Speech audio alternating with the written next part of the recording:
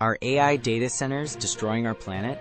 Dive into the shocking truth about AI data centers, water and energy use in 2025, a topic causing heated debate and widespread concern.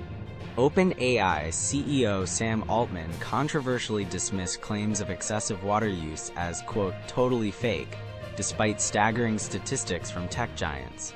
Learn how companies like Google and Meta consumed billions of gallons of water in 2024 alone, underscoring the massive environmental footprint of the AI revolution.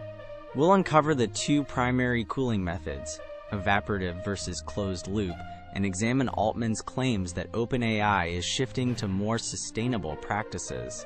Discover why a single AI chatbot query demands significantly more electricity than a traditional search, and the immense power required to train and run models like ChatGPT.